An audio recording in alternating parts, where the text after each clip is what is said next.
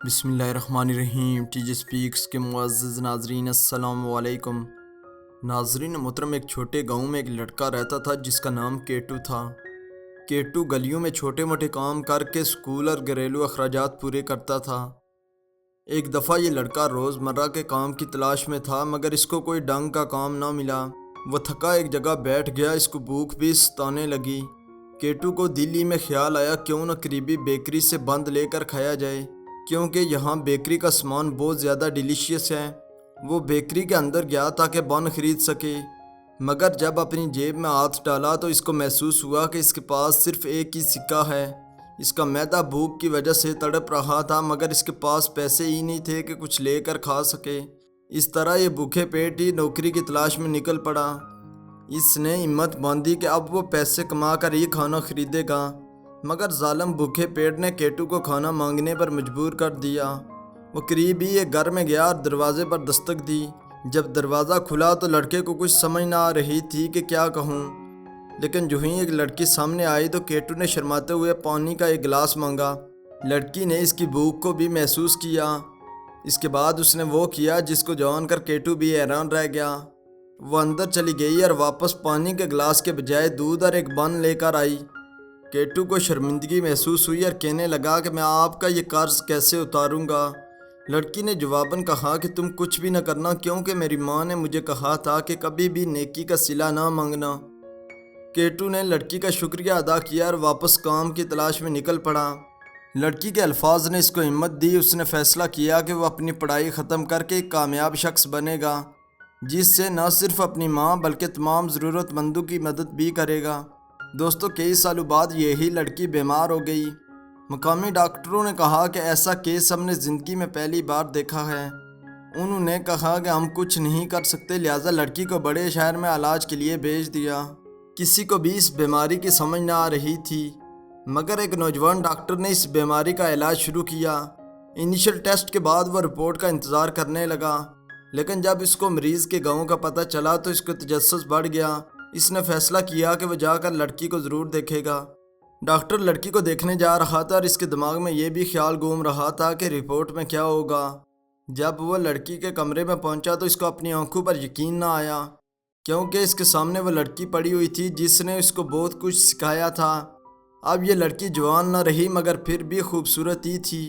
یہ ڈاکٹر واپس سٹاف روم میں آیا اور اس نے کہا کہ میں لڑکی کو بچانے کی ہر ممکن کوشش کروں گا۔ پھر ایک رات یہ ڈاکٹر ڈیوٹی ختم کر کے گھر آیا، لیکن جو ہی گھر پہنچا تو اس کو اسپتال سے کال آئی کہ اس عورت کی طبیعت خراب ہے اور یہ بمشکل سے زندہ بچ سکے گی۔ ڈاکٹر بہت پریشان ہوا، وہ اس لڑکی کو ہر حالت میں کھونا نہیں چاہتا تھا۔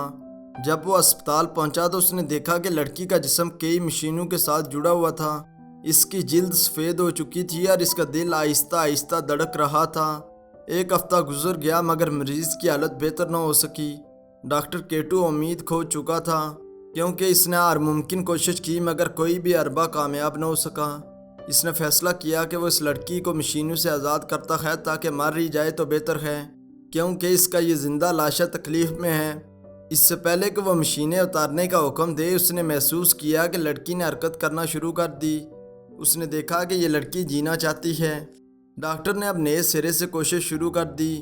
اس نے کہا کہ میں ہر ممکن کوشش سے اس کو بچاؤں گا، کیونکہ اس لڑکی کے جو احسانات مجھ پر ہیں وہ میں کبھی بھی اتار نہیں سکوں گا۔ اس نے مجھے پانی کے گلاس کے بجائے دودھ اور بن دیا تھا، جن کو خریدنے کے لیے اس وقت میرے پاس پیسے نہیں تھے۔ مگر ایک ہفتے بعد اسپتال کا سربراہ آیا اور کہا کہ ہم نے اس لڑکی کے بہت زیادہ اخراجات برداشت کیے ہیں۔ یہ مر گئی تو اس کے بل کون ادا کرے گا، اور اس کے بچنے کے چانسز بھی کم ہیں۔ مگر اس وقت ڈاکٹر کیٹو نے کہا کہ میں علاج کر رہا ہوں اور مجھے ایک بار آخری موقع دو۔ ایڈ ڈاکٹر مان گیا۔ دوسرے ہی دن ایک ایسا ہوا جس کو معجزہ کہا جائے تو کم نہیں۔ کئی مہینوں کے علاج کے بعد آخر کار یہ جنگ لڑکی نے جیت لی۔ ڈاکٹر کیٹو نے اس کا علاج مکمل کیا اور وہ 2 ہفتوں کے اندر مکمل طور پر صحت یاب بھی ہو گئی۔ لیکن گھر جانے سے پہلے جب اسپتال کا سٹاف بل بنا کر لڑکی کے پاس لے جا رہا تھا تو ڈاکٹر کیٹو نے وہ بل لیا اور مسکراتے ہوئے اس کے اوپر چند الفاظ لکھے۔ اس کے بعد وہ لڑکی کے پاس لے گئے۔ لڑکی پریشان تھی کہ بل اتنا زیادہ ہوگا کہ میں ساری زندگی نوکری کر کے بھی ادا نہیں کر سکتی، کیونکہ اس کے پاس اتنے پیسے ہی نہیں تھے۔ لیکن جب اس نے ڈرتے ہوئے بل کی طرف دیکھا تو وہ حیران رہ گئی، کیونکہ اس کے اوپر کچھ عجیب ہی تھا۔ کل واجبات کے ساتھ لکھا ہوا تھا کہ آپ کا بل ایک دودھ کے گلاس اور بن کے بدلے ادا کر دیا گیا ہے۔ لڑکی کو یقین نہ آ رہا تھا کہ جس لڑکے کو ایک دفعہ اس نے دودھ کا گلاس دیا تھا، اس نے آج اس کی زندگی بدل دی۔ دوستو، یہ حقیقت ہے کہ نیکی اور دعائیں کبھی بھی ضائع نہیں ہوتی، یہ جب پلٹ کر آتی ہیں تو آپ کی زندگی ہی بدل دیتی ہیں۔ اگر آپ کو یہ کہانی اچھی لگی ہے تو اس کو لائک کریں، اپنے دوستوں کے ساتھ شیئر بھی کریں۔ اسپیر وائد نئے آنے والے ناظرین سے گزارش ہے کہ ہمارے اس چینل کو سبسکرائب کریں اور ساتھ گھنٹی کے نشان کو بھی دبائیں، تاکہ ہر نئی آنے والی ویڈیو کا نوٹیفیکیشن تسلسل و تواتر کے ساتھ اب تک پہنچتا رہے۔ تب تک فی امان اللہ۔